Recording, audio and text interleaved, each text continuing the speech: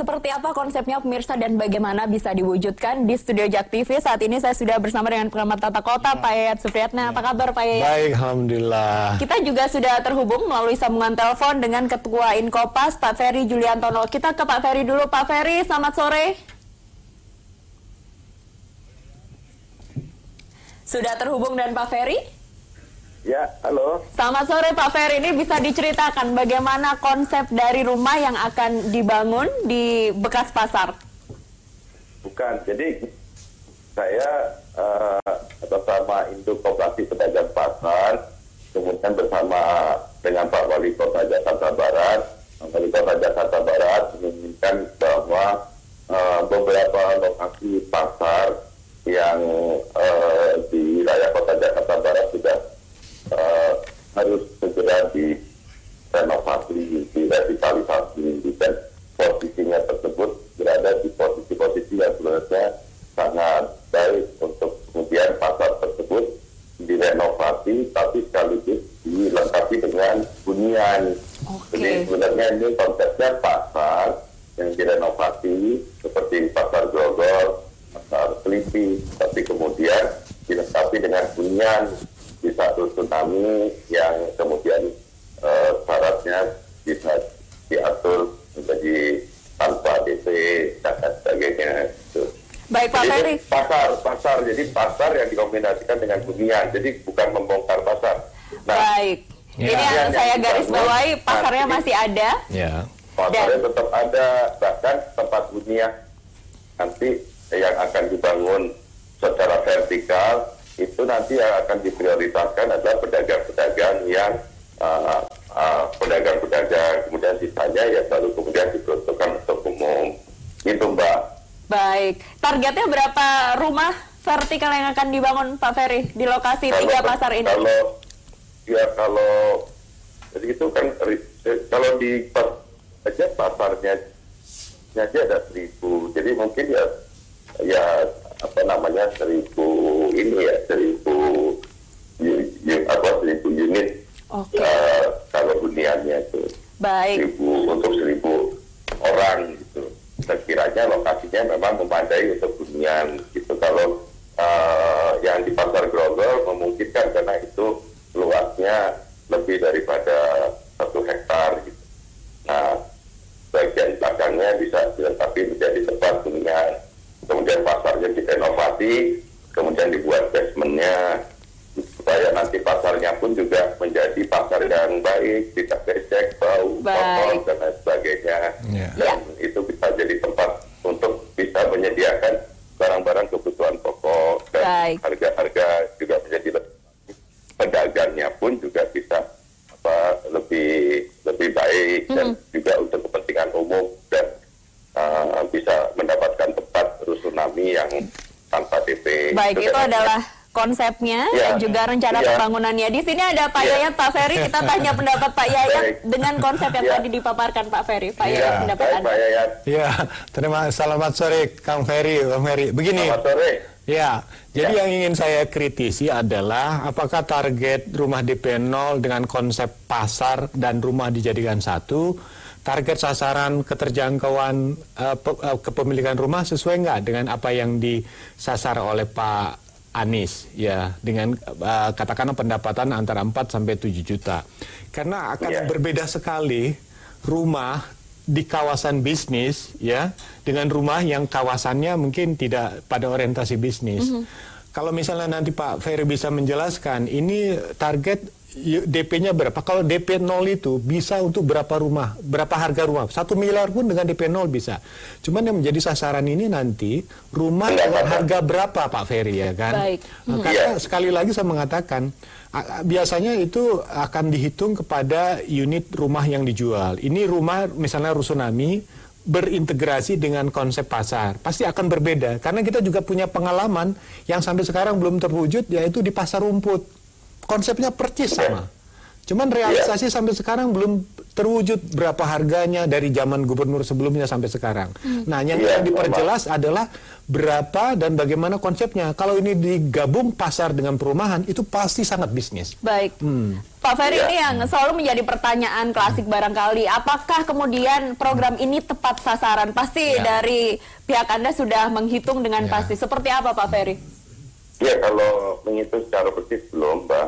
Tapi juga ini kan menjadi dilematis juga ketika sekarang pasar tersebut juga kemudian tidak bisa meningkatkan pendapatan bagi si pedagangnya. Karena apa? Karena pasar-pasar itu kalah bersaing dengan pasar-pasar retail modern. Nah, kalau kemudian kita renovasi, kemudian diperbaiki, dan kemudian dibuat seperti bisa menjadi lebih baik, itu juga kemudian akan merasa orang atau kemudian Pak Ferry, di pasar tersebut. Pak Ferry, mungkin saya potong sedikit ya, ini diskusi hangat kita aja ya. Pertama begini, ini pengelolaan dan pembangunan akan diserahkan ke siapa? Ini pasti kalau pengembang pasti orientasi pada profit ya. Kita belum tahu karena harganya belum jelas nih berapa. Nah, ini yang bikin karena ini yang bikin Inkopas. Nanti kita akan kontraktornya pihak ketiganya itu karena Inkopas. Pasti kita posisinya akan memprioritaskan supaya terjangkau dengan pedagang, kemudian dia ukuran pendapatan tadi yang disampaikan 4-7 juta itu loh Pak Yayat. Nah, di satu sisi kondisi pasarnya juga sudah sangat tidak layak juga Pak Yayat. Gitu. Saya mungkin mengkritisi ini persoalan pada sisi asetnya. Ini kan asetnya sebetulnya aset tanahnya atas nama siapa? Apakah dikelola oleh PD Pasar atau misalnya HGB ya, nanti HPL. Kalau HPL jelas kalau dari DKI. Nanti ini kan berupa HGB. HGB artinya otomatis kalau dia rusunami pasti akan berubah statusnya kan kepada masyarakat. Nah, status tentang masalah aset kemudian diserahkan kepada Inkopas. Misalnya dari pasar dengan Inkopas apa pola kerjasamanya. Jadi dengan jelas di sini bagi masyarakat dengan manajemen yang jelas, jadi ada kepastian. Ada garansi bahwa ini Pak Yayat, saya pengen kan ini dalam baru ide dan menurut saya inisiatif Pak Wali Kota Jakarta Barat merupakan ide yang sangat baik dan Inkopas menyambut gembira. Kami juga dalam rangka untuk membangun atau membuat konsep dan sebelum sosialisasi ke pedagang, kami mengharapkan masukan dari Pak Yayat dan teman-teman itu untuk bisa menyempurnakan konsep karena kita harus wujudkan Pak Yayat, karena kalau tidak di satu sisi pasar-pasarnya kemudian tidak menjadi tempat yang memadai untuk menjadi tempat berdagang, penyediaan bahan-bahan dan barang-barang, tapi di sisi yang lain juga kita ingin membangun tempat hunian yang bisa terjangkau secara relatif lebih. Gini Pak Ferry, saya sependapat bahwa tujuan revitalisasi untuk meningkatkan kualitas pasar itu perlu kita apresiasi. Kedua, mensinergikan antara rumah dengan pasar juga hal yang bagus. Maka kita harus mempertimbangkan siapa captive marketnya. Yang kedua, aspek pengelolaannya. Baru yang paling menarik nanti begini, ini kan ada skema kerjasama. Skema kerjasama juga harus diperjelas. Maka masukan-masukan yang ingin kita sampaikan tadi dalam bentuk hal-hal yang kritis supaya manajemen itu tidak mengalami kegagalan. Contohnya kan, mohon maaf nih ya, yang kemarin ini mohon maaf Pak Ferry ya, maksud saya yang kemarin pun yang dijanjikan tuh realisasi sampai sekarang karena di dalam panduan yang dikeluarkan oleh Pak Gubernur dengan nanti kebijakan yang dikeluarkan oleh Inkompas itu harus ada sinergi. Yang itu kita lanjutkan saja ya. Baik pemirsa, ini untuk disinergikan saja supaya panduan itu cocok dengan apa yang disampaikan oleh Pak Gubernur. Baik, kita lanjutkan perbincangan hangat ini saja dah pemirsa, tetaplah bersama kami di Ada Berita Petang kembali saat lagi. Iya, kembali di Ada Berita Petang, pemirsa. Pak Yayat, kita juga masih bersama Pak Ferry. Pak Ferry, terkait panduan yang tadi kita bahas belum jeda, apakah panduan dari Pemprov DKI Jakarta dengan yang sudah direncanakan oleh Inkopas ini masuk dan bisa direalisasikan bersama? Ya, memang dalam waktu dekat saya akan konsultasi dengan Pak Gubernur atau Pak Wakil Gubernur, tapi kira-kira kita mau membuat gambaran konsep awalnya, dan kemudian kita akan diskusikan. Kemudian kita cocokkan dengan aturan yang ada, baik yang menyangkut soal aset dan maupun menyangkut soal aturan yang lain-lainnya. Tapi di satu sisi Mbak, ini revitalisasi pasar ini menjadi masalah besar buat kita. Di Jakarta Barat itu ada Selipi, kebetulan saya beberapa hari yang lalu kemudian mendapatkan permintaan dari teman-teman pedagang pasar yang mereka sudah mengajukan renovasi ini sudah beberapa tahun yang lalu, tapi mereka belum dapat terwujud gitu. Di satu sisi yang lain kan sebenarnya beberapa badan-badan usaha sebenarnya sudah bisa kita jadikan sebagai mitra dari pedagang pasar untuk mendapatkan barang-barang atau bahan-bahan kebutuhan yang dapat kita jual dengan harga yang lebih terjangkau. Baik. Karena kita kan juga mendapatkan sekarang situasi lingkungan yang juga nggak adil, Mbak. Karena sekarang kita dipaksa untuk bersaing dengan pasar retail modern, segala macam gitu. Baik. Jadi dari pedagang pasar, kebetulan Induk Koperasi Pedagang Pasar memiliki inisiatif untuk supaya kita ingin menjadikan pasar itu tempat untuk bisa menjadi tempat alternatif utama masyarakat gitu. Baik. Sesuai dengan keinginan Pak Gubernur dan Pak Wakil Gubernur juga sebenarnya.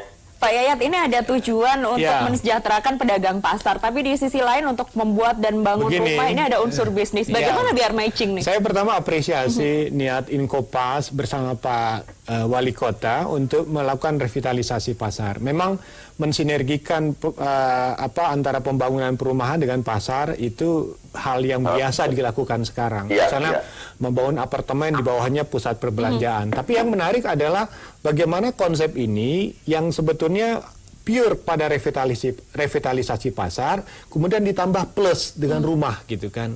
Karena akan berbeda unit penjualan yang di bawah dengan unit penjualan di atas. Jadi ada nilai sisi ekonomi dalam konteks nilai bisnis yang sangat tinggi. Nah, mungkin yang kita sarankan kepada Inkopas adalah bagaimana konsep pola subsidi yang bisa terjadi antara nanti mereka yang mengutamakan pada pengembangan usahanya dan mendapatkan pada mereka-mereka yang tidak terjangkau. Mungkin secara proporsional bisa dibagi pola sharing yang bisa dikembangkan di dalamnya.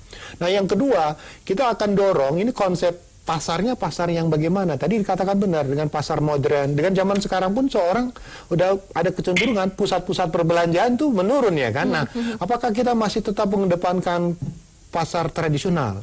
Kalau kita melihat sekarang nih pasar ini mengalami mati, berarti konsep pasarnya harus dirubah. Ya kan? Berubah, benar Pak Yayat. Berubah. Memang harus berubah konsepnya. Jadi ada beberapa tempat seperti pasar BSD, pasar P. Beberapa pasar di Tangerang Selatan juga sekarang sudah merubah image itu gitu dengan konsep yang baru, Pak. Jadi gini kan Pak Ferry, kita bisa belajar dari pengembangan pasar-pasar modern seperti dikembangkan di BSD. Itu bisa dikatakan pasarnya tradisional, tapi pengelolaannya modern. Betul. Jadi ibaratnya lalat pun malas masuk kan, karena begitu fungsinya. Kayak gitu kira-kira Pak Yaya. Baik, jadi maksud saya itu bagaimana dengan konsep pasar modern, artinya ada peningkatan kualitas, kemudian rumahnya pun juga bagus. Nah, saya mengatakan perlu ada sharing dalam konteks ada pola subsidi kan yang bisa dikembangkan. Nah, maka Inkopas berapa bisa men-sharing untuk mereka yang tidak mampu bisa bekerja itu. Karena pasar itu bukan hanya untuk mereka yang tinggal, tapi juga pedagang-pedagang kecil, mereka-mereka yang kuli, mereka-mereka yang buka usaha, atau bisa dikembangkan. Karena ini juga akan terkait dengan IPL-nya kan, iuran pengelolaan. Ini juga menjadi PR. Apakah kemudian masyarakat yang disasar pedagang pasar untuk tinggal di sana mampu atau bisa menjangkau ini, Pak Ferry? Ya, kan itu prioritasnya untuk pedagang.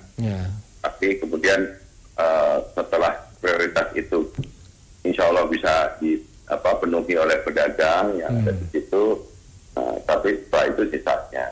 Kan itu kita juga nggak bisa paksakan.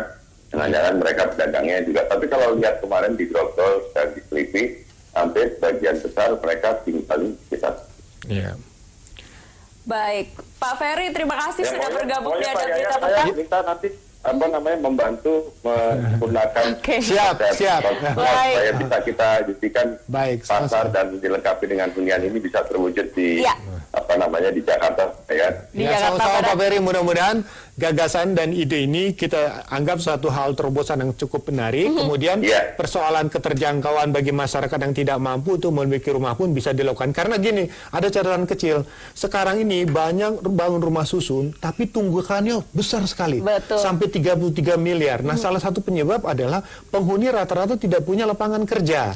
Nah, bagaimana sebetulnya konsep yang dikembangkan oleh Inkopas ini mampu mendorong kemampuan penyewa atau pemilik tempat tinggal itu membayar iuran, membayar dan sebagainya, bahkan mencicil cicilan pembiayaan perumahan itu sendiri. Kita tunggu realisasinya dan semoga ini bisa menjadi masukan yang membangun, Pak Yayat. Terima kasih, selamat sore.